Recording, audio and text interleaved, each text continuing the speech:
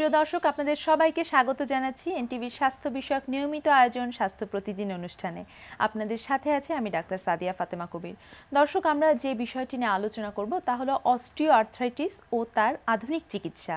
এ বিষয়ে আলোচনা করার জন্য আমাদের মাঝে উপস্থিত আছেন এ বিষয়ের একজন বিশেষজ্ঞ চিকিৎসক। চলুন পরিচিত হয়ে আমাদের আজকের অতিথির সাথে।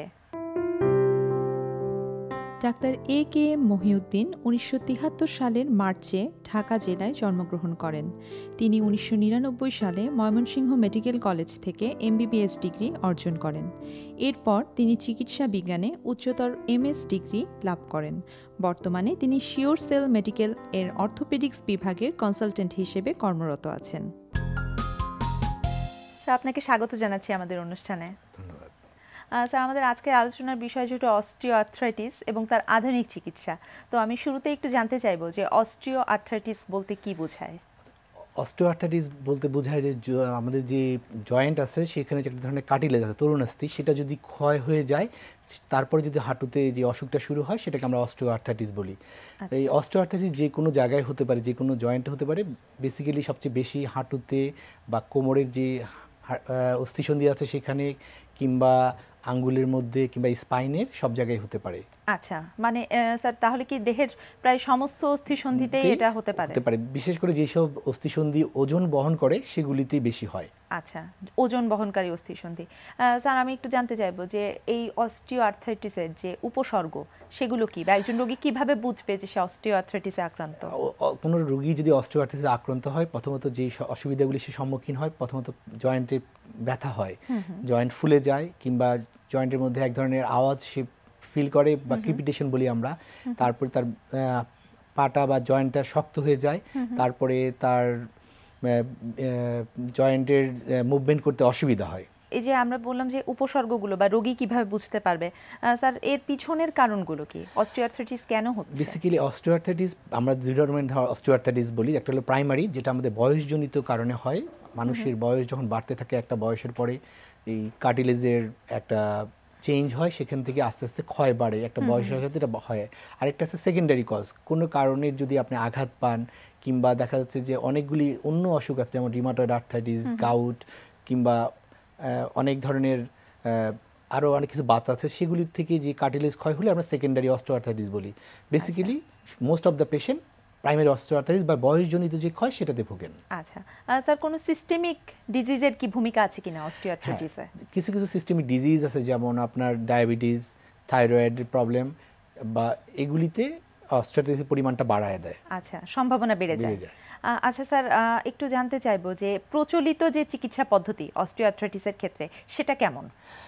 আমাদের এখানে যে প্রচলিত চিকিৎসা পদ্ধতি আছে সেটা হলো গিয়ে, আমরা প্রথমত রোগীকে বলি যে আপনাদের হাঁটুর যত্ন নেবেন, বা যে জয়েন্টে আপনার এই অস্টিও আর্থ্রাইটিস হয়েছে সেটা যত্ন নিতে হবে।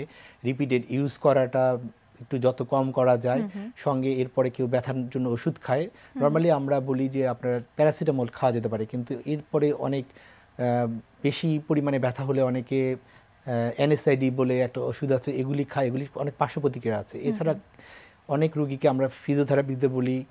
এর বাইরে আমরা অনেক সময় স্টেরয়েড ইউজ করি বা হাইলুরোনিক অ্যাসিড ইউজ করি। কিন্তু এই প্রচলিত যে চিকিৎসা পদ্ধতি, এগুলি অনেকগুলি পার্শ্ব প্রতিক্রিয়া রয়েছে। তো এই পার্শ্ব প্রতিক্রিয়ার জন্য কেউ যদি ব্যথার ওষুধ 7 দিনের পরে অনেক দিন খায়, তাহলে কিডনিতে প্রবলেম হতে পারে, লিভারে প্রবলেম হতে পারে, হার্টের প্রবলেম হতে পারে, কিংবা স্টেরয়েডের যে ইনজেকশন ব্যবহার করা হয় সেগুলির অস্থিসন্ধির প্রদাহ যদিও কমায়, কিন্তু পরবর্তীতে তার ক্ষয়ের পরিমাণটা বাড়ায় দেয়। সেক্ষেত্রে এই প্রচলিত চিকিৎসা পদ্ধতির খারাপ যে জিনিসগুলি, সেগুলি সম্বন্ধে আমরা রোগীকে আগেই ব্রিফ করে নেই, এবং এর থেকে বেরিয়ে আসার জন্য একটা নতুন চিকিৎসা পদ্ধতি এখন এসেছে, আমরা সেটার ব্যাপারে তাদেরকে বলি। আচ্ছা স্যার, সেই যে আপনি বললেন নতুন চিকিৎসা পদ্ধতি এসেছে, স্যার সেটা সম্পর্কে একটু জানতে চাইবো। আমরা নর্মালি যেটা আমার তরুণাস্থি বা কার্টিলেজটা ক্ষয় হয়ে গেছে সেটাকে রিজেনারেট করতে চাই, আমার রোগের মূলে চিকিৎসা করতে চাই। সেক্ষেত্রে আমরা PRP বা স্টেম সেল দিয়ে সেই চিকিৎসা করা যাবে। স্যার, তাহলে তো PRP স্টেম সেল রিজেনারেটিভ মেডিসিনের একটি শাখা হিসেবে দেখা হচ্ছে। জি, রিজেনারেটিভ মেডিসিন একটা চিকিৎসা বিজ্ঞানের নতুন শাখা। সেখানে দুটো টুলস আছে, একটা হলো PRP আর একটা স্টেম সেল। আমরা রোগের ধরনের উপর ডিপেন্ড করে আমরা PRP কিংবা স্টেম সেল ব্যবহার করে থাকি। স্যার, অস্টিও আর্থ্রাইটিসের ক্ষেত্রে এই ধরনের চিকিৎসার সুবিধা কি? বেসিক্যালি আমরা যেটা হলো যে আমরা পিআরপি বা স্টেম সেল রোগীর শরীর থেকে নিয়ে এটা ব্যবহার করি এবং আমরা টিস্যু রিজেনারেট করে তার যে রোগের যে ব্যথার কারণ বা লিমিটেশন মুভমেন্টের সেগুলি থেকে উত্তরণের জায়গা তৈরি হয়েছে। আর এটা নিজস্ব শরীর থেকে তৈরি করার কারণে এটা কোনো পার্শ্ব প্রতিক্রিয়া নেই এবং এটা রোগীকে দীর্ঘমেয়াদী রোগ থেকে ভালো রাখার একটা জায়গা তৈরি করে দিয়েছে। আচ্ছা স্যার, আপনি আগে বলেছেন যে প্রচলিত যে চিকিৎসা পদ্ধতি আছে তার মধ্যে একটি উল্লেখযোগ্য অংশ আছে যে ফিজিওথেরাপির কথা বলেছেন আপনি। তো পিআরপি বা স্টেম সেল দিয়ে চিকিৎসার পরেও কি ফিজিওথেরাপির দরকার হতে পারে?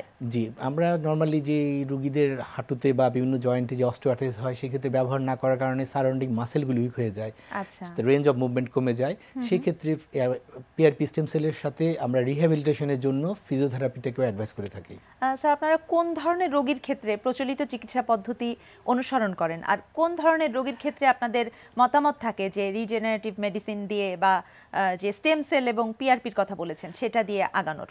আসলে এখন যে বেসিক্যালি অস্টিওআর্থ্রাইটিসের ব্যাপারে আমরা মনে করি যে রোগটা যদি প্রথমেই ধরা পড়ে সেই ক্ষেত্রে আপনার জীবনযাত্রার পরিবর্তন বা আপনি নিজস্ব কিছু ব্যায়াম করে যদি আপনার ওয়েটটা ম্যানেজ করে যদি আপনি ভালো থাকেন আর সিম্পলি যদি প্যারাসিটামল মাঝে মধ্যে খেয়ে আপনি ভালো থাকেন তাহলে ওই পদ্ধতিতে কিছুদিন চিকিৎসা নেবেন। তারপরে দেখা যাচ্ছে আপনাকে কোনো ডিপেন্ডেন্সি ডেভেলপ হচ্ছে পেন কিলারের উপরে বা আপনাকে দীর্ঘমেয়াদী ফিজিওথেরাপি নিতে হচ্ছে, সেক্ষেত্রে রোগের প্রাথমিক দিকেই আমরা পিআরপির মাধ্যমে চিকিৎসা করতে পারি। আর রোগটা যদি অনেক অ্যাডভান্স হয়ে যায় যেক্ষেত্রে অপারেশন ছাড়া আপনার বা হাঁটু প্রতিস্থাপন ছাড়া কোনো উপায় নাই, সেক্ষেত্রে আমরা স্টেম সেল হলো আপনাকে উইদাউট কোনো অপারেশন ছাড়াই আপনাকে স্বাভাবিক জীবনে ফিরিয়ে দেবে। স্যার, আপনি বলেছেন যে জীবনযাত্রার মান পরিবর্তনের একটা কথা বলে থাকেন আপনারা, তো কেবল যারা শুরু করেছেন ব্যথায় ভুগছেন তাদের ক্ষেত্রে জীবনযাত্রার মান কি ধরনের পরিবর্তন আনতে বলবেন আপনি? আসলে অস্টিওআর্থ্রাইটিস আপনাদের বয়সের সাথে সাথে যে একটা ক্ষয় হয় সেটা তো অবশ্যই হবে, সেটা 5% করে পার ইয়ারলি আপনার কার্টিলেজটা ক্ষয় হয়, কিন্তু এটা যেসব জয়েন্টে ওজন বহন করে সেখানের উপর যদি আপনার ওজন বেশি থাকে সেটা একটা দীর্ঘমেয়াদী পার্শ্ব প্রতিক্রিয়া রয়েছে, সেক্ষেত্রে আপনি ওজন কমাবেন। সেটাকে আমরা বলি যে একজন মানুষের হাইটের সাথে ওয়েটের একটা রিলেশন আছে, বিএমআই বলি, সেটা যার বিএমআই 24-এর নিচে তাকে আমরা বলি খুব একটা দরকার নেই, কিন্তু এরপরে যদি তার ওজন বেশি থাকে আমরা বলি 5% আপনার ওজন কমাবেন। আমাদের যে খাদ্যাভ্যাস আছে যেমন সুগার ইটসেলফ কার্টিলেজ ক্ষয় করে, এই ধরনের অস্থির প্রদাহ বাড়ায় দেয়, আপনি সুগার অ্যাভয়েড করে দেবেন। এছাড়া আপনার যদি দেখা যায় যে আপনি গম জাতীয় বা প্রসেস ফুডগুলি খান এগুলি কার্টিলেজের ক্ষয় বাড়ায়, সেক্ষেত্রে এগুলি অ্যাভয়েড করবেন। আর যাদের ডায়াবেটিস বা অন্য ধরনের কোমরবিডিটি আছে তারা তাদের এই ডায়াবেটিস এবং আদার অসুখগুলি থেকে ভালো থাকার জন্য আমরা কার্বোহাইড্রেট খেতে মানা করি। কারো যদি গেটে বাত থাকে বা গাউট বলি সেক্ষেত্রে ইউরিক অ্যাসিড বাড়লেও এই ধরনের গুলি সেকেন্ডারি অস্টিওআর্থ্রাইটিস ডেভেলপ করে, সেক্ষেত্রে খাবারগুলি অ্যাভয়েড করার জন্য, তাহলে উনি ভালো থাকবেন। আচ্ছা স্যার, একটা ব্যাপার একটু জানতে চাইবো যে অস্টিওআর্থ্রাইটিস কি ঋতুভেদে বাড়তে কমতে পারে কিনা? একটা মজার প্রশ্ন হলো যে হ্যাঁ, আমাদের এখানে আমাদের আগে ধারণা ছিল যে এটা বুঝি একটা মিথ বা লোকজন এমনি বলে যে তার হাঁটুতে শীতকালে হলে ব্যথা বেড়ে যায়, কিন্তু বৈজ্ঞানিকভাবে এটা নিয়ে অনেক কাজ করা হয়েছে। রিসেন্টলি একটা রিসার্চে ওরা বলেছেন যে যখন আপনার শীতকালে মোস্ট অফ দ্য পেশেন্ট বলে যে শীতকালে তার বিভিন্ন অস্থিসন্ধির ব্যথা বেড়ে যায়, তো সেটার ব্যাখ্যা হলো যে শীতকালে যখন টেম্পারেচারটা কমে যায় তখন শরীরের অস্থিসন্ধির ভিতরে এক ধরনের পরিবর্তন হয়, সেখানে ক্যাপসুল আছে, ক্যাপসুলের মধ্যে ফ্লুইডটা একটু বেশি বাড়ার কারণে স্ট্রেস হয়, সেক্ষেত্রেও পেইন হয়। এছাড়া শীতকালে আমাদের অনেক কিছু লিমিটেশন হয়, যেমন আমরা পানি কম খাই, তখন ডিহাইড্রেশন হয়, ডিহাইড্রেশনে এই কারণটাও কারণ, সেই কারণেও অস্থিসন্ধির ব্যথা বাড়তে পারে। এছাড়া আমরা শীতকালে যে টেম্পারেচারে আমরা থাকি নর্মালি দেখা গিয়েছে যে আপনি যদি স্বাভাবিক সবসময় যেই টেম্পারেচারে থাকেন তার থেকে 10 ডিগ্রি নিচে যদি কোন টেম্পারেচার যান সেক্ষেত্রে আপনার এই প্রদাহগুলি বেড়ে যায়। তো আমরা 10 ডিগ্রি নিচে টেম্পারেচারটা অ্যাভয়েড করব। আমরা শীতকালে যাদের ব্যথা বাড়েন আমরা হাইড্রেশনের জন্য আমরা পানির পরিমাণটা বাড়াবো। এছাড়া আমাদের ওই সময় আমাদের গোসল করার যে সিস্টেম আছে, আমরা যদি একটু গরম পানি দিয়ে গোসল করি কিংবা আমরা নিজেরা যে কাপড় শীতকালে ব্যবহার করি নিজেকে ওয়ার্ম আপ রাখার জন্য, কিংবা আমরা একটু ফিজিক্যাল অ্যাক্টিভিটিসটা বেশি করব। এর বাইরে শীতকালে আমরা বলি যে যাদের এই জিনিসগুলি প্রবলেম বেশি হয় তাদের জন্য কিছু সাপ্লিমেন্টেশন ব্যবহার করা যেতে পারে, যেমন আপনি ক্যালসিয়াম, ভিটামিন ডি বা ম্যাগনেসিয়াম কিংবা ফিশ অয়েল, এগুলি খেলে শীতকালে এই রোগীগুলি ভালো থাকেন। আচ্ছা স্যার, একটা প্রশ্ন থাকবে যে অস্টিওআর্থ্রাইটিসের ক্ষেত্রে বাতের রোগীদের ক্ষেত্রে অনেক সময় প্রচলিত আছে যে ব্যায়াম করলে বা হাঁটলে তাদের ব্যথাটা সরে যাবে, এই ধরনের একটা মিথ দেখা যায়। অস্টিওআর্থ্রাইটিসের ক্ষেত্রে এটি কতটুকু সত্যি? আসলে আমরা বলি যে মোবিলিটি লাগবে অবশ্যই, প্রতিটা জনের মুভ ইজ লাইফ। আপনাকে যদি আপনার যে কোনো জয়েন্টে প্রদাহ হোক, আপনাকে আমরা বলি যে একটু ব্যায়াম করতে হবে মাসেল বিল্ড আপ করার জন্য, জয়েন্টের সার্কুলেশনের রেঞ্জ অফ মুভমেন্টের জন্য। তো আমরা যেটা আমাদের নিজস্ব প্রোটোকল, যে আমরা বলি যে আমাদের সেই প্রেক্ষাপটে সবসময় ফিজিওথেরাপি নেওয়া সবার সম্ভব হয় না। আমরা বলি যে আপনি প্রতিদিন 20 মিনিট হাঁটবেন। যদি আপনি 20 মিনিট হাঁটলে ব্যথা হয়, তাহলে রুল অফ 50, আপনি 10 মিনিট হাঁটবেন, 50 ভাগে নিয়ে আসবেন।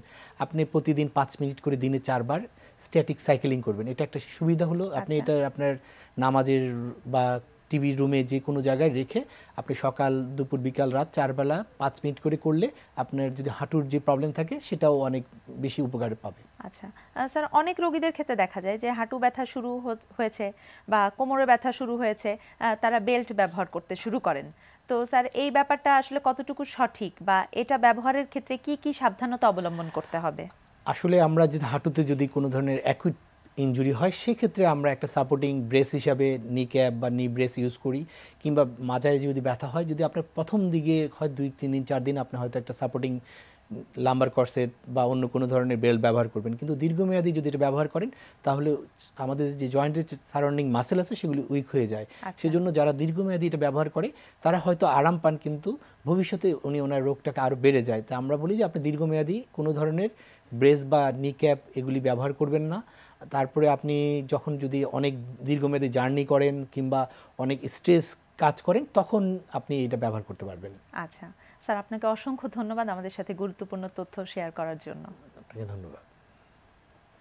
প্রিয় দর্শক, জেনে নিলাম অস্টিও আর্থ্রাইটিস ও তার আধুনিক চিকিৎসা সম্পর্কিত বেশ কিছু গুরুত্বপূর্ণ তথ্য। আশা করি তথ্যগুলো আপনাদের উপকারে আসবে। দর্শক, অনুষ্ঠানের এই পর্যায়ে নিয়ে নিচ্ছি ছোট্ট বিরতি। বিরতির পর আবারও ফিরে আসবো বাকি আয়োজন সঙ্গে নিয়ে। ততক্ষণ আমাদের সাথেই থাকুন। প্রিয় দর্শক, বিরতির পর আবারও স্বাগত জানাচ্ছি স্বাস্থ্য প্রতিদিনে। এবারে থাকছে আপনাদের জন্য আমাদের নিয়মিত আয়োজন সুস্থ দেহ সুস্থ মন। লোয়ার ব্যাকের পেনগুলো রিলিফ করার জন্য আমরা আজকে আসবো 9 নম্বর মুভমেন্টে। তো এতক্ষণ ধরে আমরা যে সমস্ত ওয়ার্ম আপ করেছি, রিল্যাক্সেশন মুভমেন্ট করেছি, স্ট্রেচিং এবং কন্ট্রাকশন এক্সারসাইজগুলো করেছি, লাস্টে কয়েকটা এক্সারসাইজগুলো একটু ডিফিকাল্ট। এই ডিফিকাল্ট এক্সারসাইজগুলো করার জন্য এই এক্সারসাইজগুলো করেছি যাতে বডিটা অর্থাৎ স্পাইনটা আপনার রেডি থাকে। তো একটা জিনিস খেয়াল রাখবেন, এটা যার ফ্লেক্সিবিলিটি অনুযায়ী আপনি এক্সারসাইজটা করবেন। যে করছে সে অনেকদিন ধরে করছে, হয়তো ফ্লেক্সিবিলিটি বেশি থাকবে, তাকে যদি পুরোপুরি ফলো করতে নেন আপনি ইনজুর্ড হবেন। আপনি যতটুকু ফ্লেক্সিবিলিটি অ্যাকসেপ্ট করবেন ততটুকু নিয়েই আপনি করবেন, হাইপার করবেন না, স্ট্রেচ করবেন না। হাইপার স্ট্রেচ করলেই কিন্তু প্রেশার পড়বে।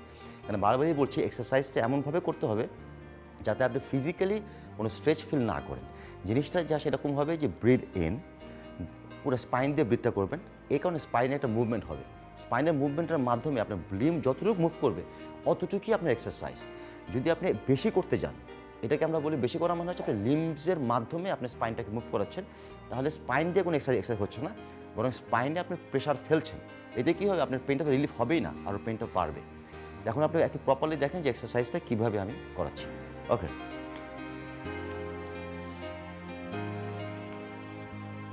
ইয়েস। আমরা প্রথমে যে এক্সারসাইজটা আমরা এটা করেছিলাম যে আমরা নিজটা বুকের দিকে নিয়ে আসি, ওইটারই একটু অ্যাডভান্স ভার্সন এটা। তখন এটা করি না, কারণ তখন আপনার বডি ওয়ার্ম আপ ছিল না। এই জন্য বডি ওয়ার্ম আপ হয়ে যাওয়ার পরে we go little bit advance, কারণ একটু আপনার যদি স্পাইনটাকে যদি আমরা মোবাইলটা করতে না পারি তাহলে হবে না। তো আমরা এতক্ষণ ধরে আমরা সবগুলো পার্টকে আমরা করেছি, এক্সারসাইজ করেছি, যে স্পাইন, কার্টিলেজ, নার্ভস কীভাবে আমরা অ্যাক্টিভেট করবো এটা। এর সাথে কিছু ছিল মাসকুলার মুভমেন্ট ছিল, যে how to move the hips, abductors muscle, adductors muscle, pelvis muscle, everything. এখন এর সাথে আমরা অ্যাড করবো হচ্ছে হ্যামস্ট্রিং স্ট্রেচ। কারণ হ্যামস্ট্রিং স্ট্রেচের সাথে অন্যান্য মাসলগুলো কিন্তু স্ট্রেচ হচ্ছে, কিন্তু এখন আমরা পুরোটাই ফোকাস করবো হচ্ছে হ্যামস্ট্রিং। কারণ যদি হ্যামস্ট্রিংটা যদি ফ্লেক্সিবল হয়, তাহলে এতেও কিন্তু আপনার লোয়ার ব্যাকের কিন্তু কিছুটা প্রেশারটা কমে যাবে। অনেক সময় দেখা যায় যে এই হ্যামস্ট্রিংয়ের সমস্যাটা দুই ধরনের হয়। একটা থাকে অনেকের এটা মোবাইলিটি কম থাকে, তাদের রেঞ্জ অফ মোশন কম থাকে, সেটা কনজেনিটাল হোক অথবা অন্য কোনো অ্যাক্টিভিটির কারণে হোক, ফ্লেক্সিবিলিটি কম থাকে। তখন হয় কি, ওখানে ব্লাড সার্কুলেশন হয় না, প্রপারলি হয় না, অথবা খুব টাইট হয়ে যায়, অথবা মাসেলগুলো খুব টোন হয়ে যায়, ওইখানে এক ধরনের সমস্যা হয়। আবার আরেকজন থাকে খুব বেশি ফ্লেক্সিবল থাকে। যখন বেশি ফ্লেক্সিবল থাকে তখন ওইখানকার মাসেলগুলো খুব স্ট্রং থাকে না। ওই স্ট্রং না থাকার কারণে ওইখানে আবার একটা শুরু হয়, সমস্যা শুরু হয়ে যায়। এই জন্য আমরা দুইটা ব্যালেন্স করবো, যে ফ্লেক্সিবল অ্যান্ড স্ট্রং। যদি দুটো একসাথে করি তাহলে জিনিসটা ব্যালেন্স আসবে। এখন দেখুন যে আমরা এক্সারসাইজটা কীভাবে করছি। Okay, ready Simon? Yes, same thing. Okay, just পাটা এই করো। যদি এই করতে থাকে তাহলে জিনিসটা বেশি ই হবে, স্ট্রেচ আউট হবে। Okay, now breathe out. যখন ব্রিথ আউট করবে এটা বুকের দিকে নিয়ে যাবে। ওকে ওকে, যখন breathe in, yes, okay, breathe out, yes, again, yes. তবে খেয়াল করবেন, it's not with the arms, আপনাকে হাত দিয়ে এটা করছেন না, হাতে জাস্ট স্ট্যাবিলাইজার হিসাবে করছেন। পুরো মুভমেন্টটাই হবে হচ্ছে আপনার breathing and the spine. Okay, next leg, next leg, yes, yes, okay, out, in, out. Okay, এখন করবে দুপা, গো, ইয়েস, ইয়েস, ইয়েস। যদি পাটা এভাবে না, আপনি যদি কার্ভ না করে দেন তাহলে হ্যামস্ট্রিংয়ে প্রেশার পড়বে না, এই জন্য আপনাকে কার্ভ করতে হবে। যদি কার্ভ করেন তাহলে এখানে প্রত্যেকটা নার্ভে গিয়ে ব্লাড সার্কুলেশন হচ্ছে। গো, গো, এগেইন, গো, এগেইন, ওকে, স্টপ, ওকে, স্টপ। ওকে, এই 9 নম্বর এক্সারসাইজ ইজ মোর অ্যাডভান্স।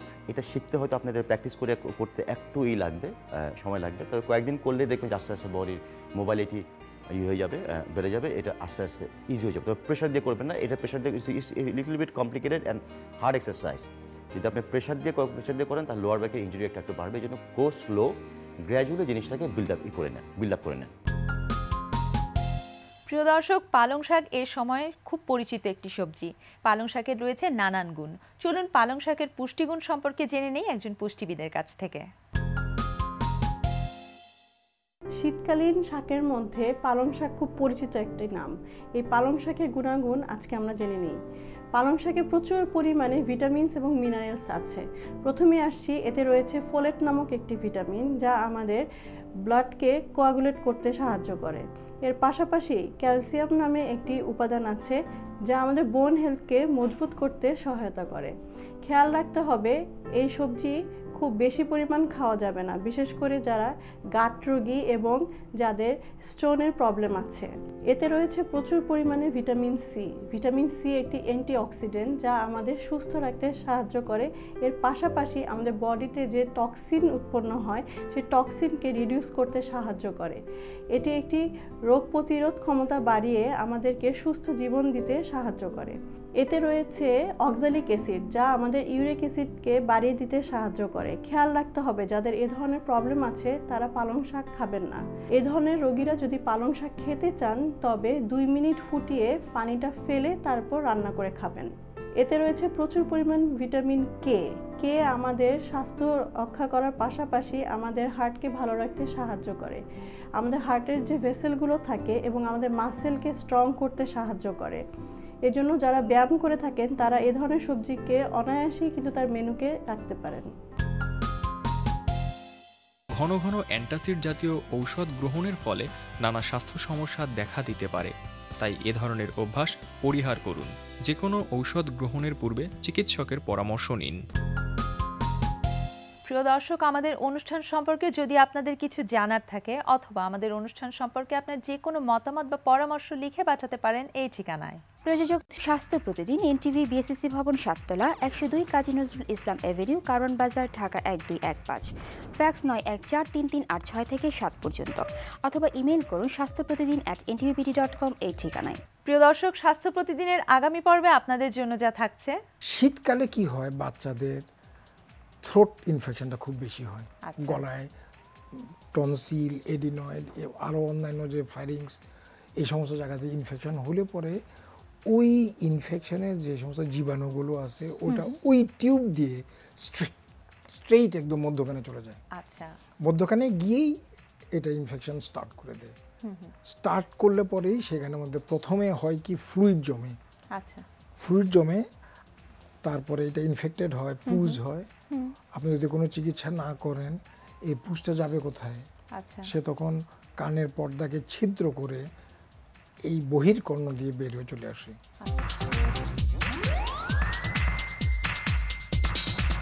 প্রিয় দর্শক, বিশ্বের যে কোনো প্রান্ত থেকে যে কোনো সময় আপনার প্রিয় স্বাস্থ্য প্রতিদিন অনুষ্ঠান দেখতে ভিজিট করুন আমাদের পূর্ণাঙ্গ ওয়েব পোর্টাল www.ntvbd.com। দর্শক আজ এ পর্যন্তই। সবাই ভালো থাকুন, সুস্থ থাকুন, এনটিভির সাথেই থাকুন।